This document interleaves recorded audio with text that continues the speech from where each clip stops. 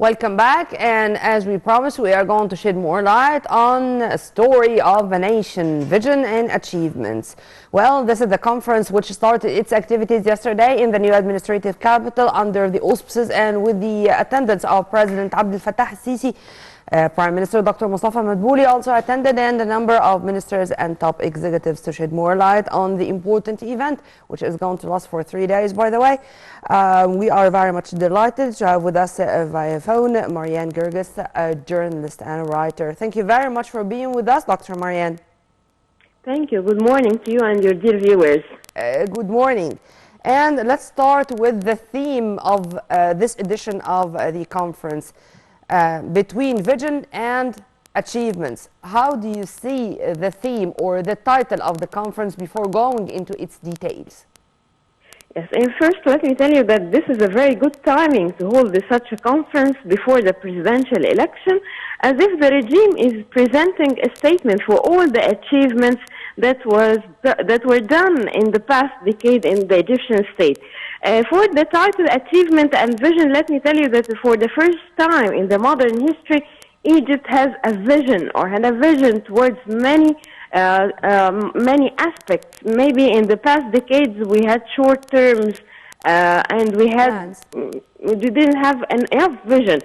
Also, President Abdel Fattah al-Sisi and the political leadership is very keen to activate community participation and enhance the dialogue with the Egyptian citizen, highlighting the Egyptian experience with their development. It's a very unique story, the Egyptian development and the achievements that happened during the past 9 or 10 years.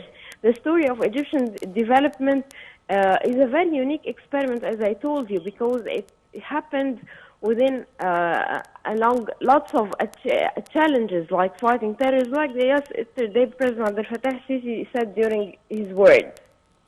Dr. Maryan, before going into the details of the speech, whether of the president or the prime minister or even the ministers who had their speeches during the 3 sessions of yesterday, let's talk first about this phenomenal numbers and statistics. I mean, it's really a phenomena that every top executive who is addressing the nation, addressing, of course, the conference and the Egyptians in general, everyone is talking with numbers, with statistics, with graphics, with what was implemented on the ground. Taking into consideration now that now it's time to speak with this accuracy, with those details, to make everyone involved into the steps taken by the political leadership, by the state, by the government, to achieve success on the ground or to achieve anything on the ground. Tell me about the vision itself. I mean, the usage of numbers, of statistics in every detail. Of course, the statistics reflect facts. So this is a mere fact that numbers always is translated into facts. So when I see the sessions, or I saw the sessions yesterday, and the government is addressing and explaining the policies and the programs in numbers, and talking about the Egyptian economy, especially in the economy session and the energy session, it was very important to explain in numbers that reflecting facts to all the citizens what's happening during the past 9 years in the Egyptian state. It was very important also in the energy session that President Abdel Fattah al-Sisi talked about the electricity crisis, and it was very important to explain to the Egyptian nation what's happening and what was the problem with the energy sector in the past years, explaining that we are paying the taxes of the development delay. And this is a very important and crucial point that we have to understand as Egyptians, that the development delay is always cost us taxes that we do pay. And in fact, yesterday it witnessed many first times, the first time to speak about the dispute between two ministries, the Ministry of Petroleum and Ministry of Electricity, and why, for the best interest of the nation, it's not something personal. And even the president himself said that no top executive is going to speak the way I talk, but this is my duty to be that transparent and frank with the Egyptians. Before going also into these details, let's have an example with the Minister of International Cooperation, Her Excellency Dr. Rania Al-Mashat. Because in addition to the statistics and achievements, Dr. Rania was keen to speak more about the role of the Ministry of International Cooperation and how it's the link between international finance institutions and the Egyptian state, whether the public sector or the private sector, and its role to finance projects, whether mega projects, the public sector projects, or even the small and medium projects of the private sector. How do you see clarifying the role of one of our ministries? And here the example of ministry is the Ministry of International Cooperation. Yes, this is the transparency that we are used to hear from the Egyptian government from the past 9 years, and maybe this transparency gives the investors the trust to invest in Egypt. And yesterday, President Sisi urged investors to support 150 key projects in Egypt. And I will remember you and our dear guest that yesterday when Prime Minister Mustafa Madbouli was talking about the infrastructure, and he was talking about the dream to become one of the large countries like Germany and China, and maybe he explained the story, the whole story, how these countries became Germany and China with this huge economy, and he talked specifically about the book Why Nation Fails. And maybe he said that there are 5 pillars that we have to invest in, like the human economy, like the human development, economy development, community development, spatial development, and the facilities and the network of roads and many facilities being given from being presented from the Egyptian government. If you permit me, Dr. Maryan, I want to focus on new terms, which or relatively new terms, particularly for the layman in the street, for us who are not experts in such terms. For example, also Dr. Rania Al-Mashat spoke about economic diplomacy and how economic diplomacy can achieve a lot and can attract more direct foreign investments and made our relations better and better, or to boost our relations with international economic institutions. How do you see this road and the steps taken in this journey to achieve more success, particularly in the field of economic development, and to attract more foreign direct investments? Yes, this is the first time Egypt, as I told you, has a vision and has a way of talking and a way of cooperation with foreign countries. Yesterday, when President Abdel Fattah Sisi was talking about the Suez Canal and this mega project that attracted many investors, also the attitude of the international cooperation, maybe in the first 5 years, we had the Ministry of Investing and the International Cooperation, but now, after it was developed and it was separated, we have the international cooperation, and we have a language how to deal with the investors. We have infrastructure, and this is a very important point that was addressed yesterday in the conference, that the infrastructure and caring and investing in the infrastructure is the big attractor to many investors. For the past years, Egypt has making a lot of efforts for making the infrastructure better in Egypt. Maybe in the old decade, on the past decade, we had a very, very old infrastructure, so that was not a very attracting to the investors. Amen to that. And I really like the term you used, Dr. Maryan.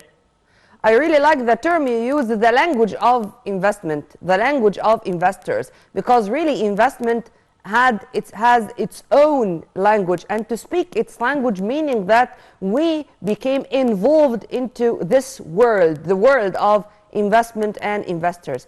You mentioned the 152 projects which were mentioned yesterday in both the speeches of Minister of International Cooperation, Dr. Rania Al-Mashat, and Minister of Trade and Industry, Engineer Mohammed Samir.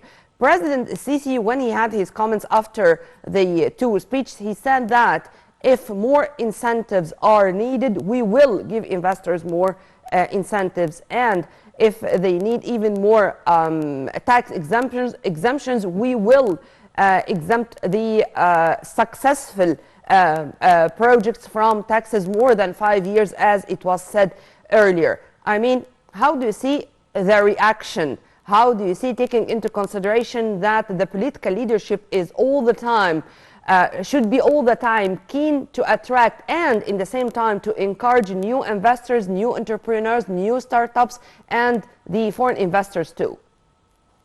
Of course, the economy cannot be flourished without investing, and for this, President Abdel Fattah Sisi is giving more and more encouraging points for the investors. And he said yesterday that the project we are aiming are of critical importance to the country, that they will help and promote local production, reduce the governance import bill, and generate savings of around $25 billion.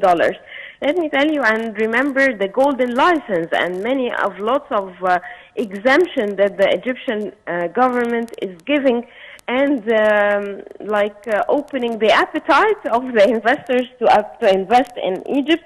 And he highlighted yesterday that the government opted for establishing industrial complexes rather than allocated lands for investors, rather than letting them struggle with the permit procedures and the bureaucratic procedures.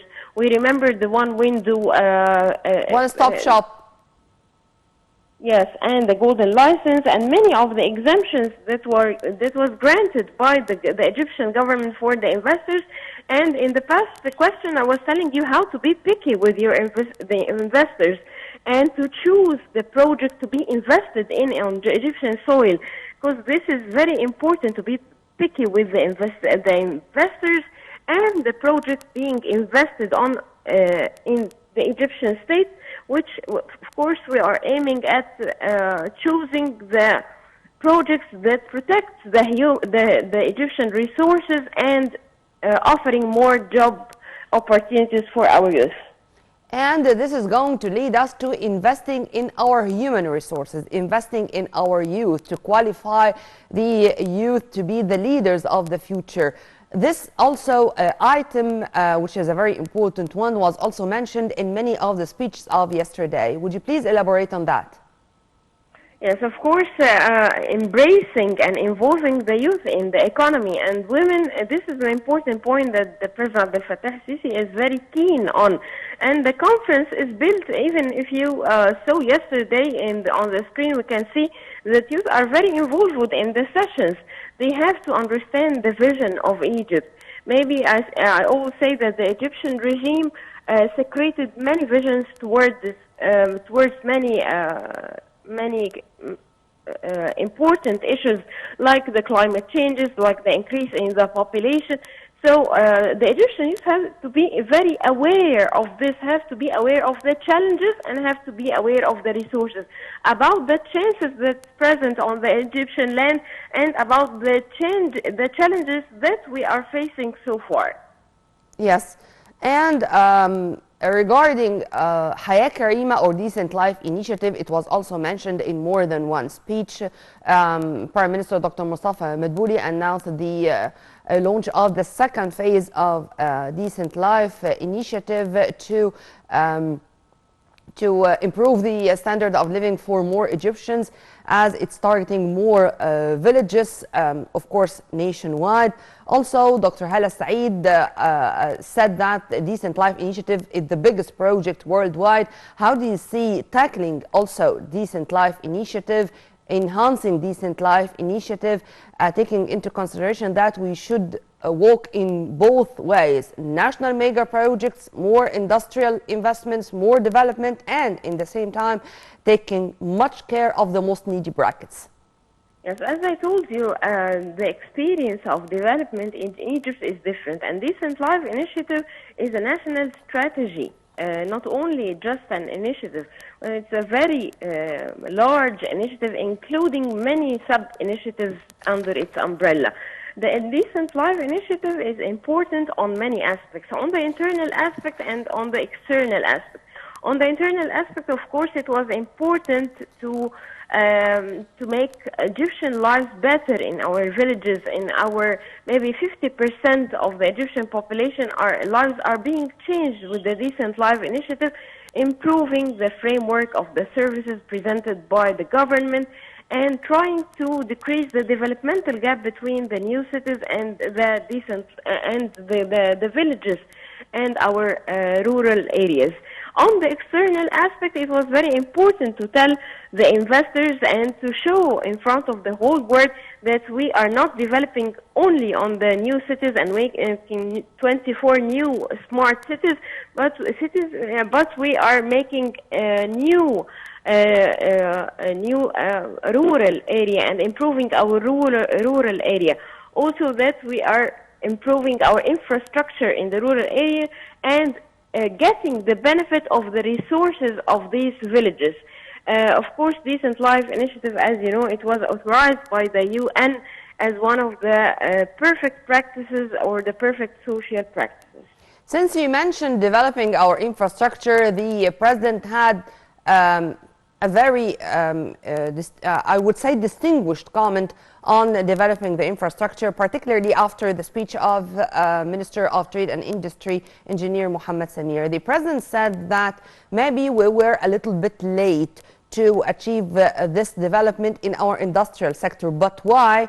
Because our infrastructure before 9 years, they were not ready to have this, I may say, industrial revolution.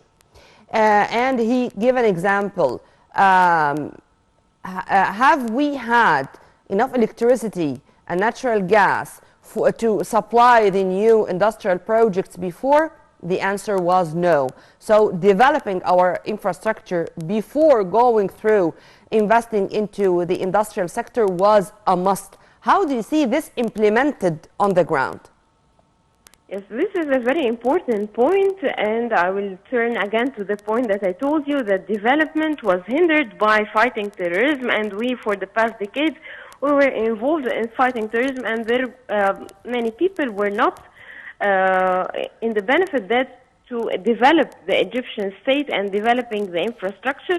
And maybe President Abdel Fattah Sisi emphasized in his word yesterday that many people and the consequences of the evil people against and the state is not being built without hard work, sacrifice, and loyalty. For the industrial complexes, of course, we cannot build industrial complexes and factories without reforming our infrastructure, without having roads and access. We had before having streets. It's impossible to have these industrial complexes without reforming our infrastructure, as I told you. So that was very important, and this is very complicated for a state to be in a developing state and in the meantime fighting terrorism and fighting rumors and conspiracies and doubts, and there are people trying to destroy the trust between the Egyptian citizen and the government. So this was very important. Also, we passed by the period of turbulence and instability during 2011 and 2013. So industry is very important, and now it's very important even for the security of food security among all the challenges and the economical disturbance that's happening around us.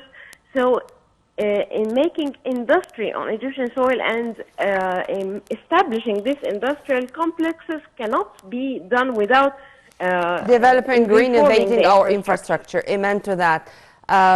Dr. Maryan Gerges, thank you very much for your input and have a very good day. Right after the short break, we are going to return back with more, so stay tuned.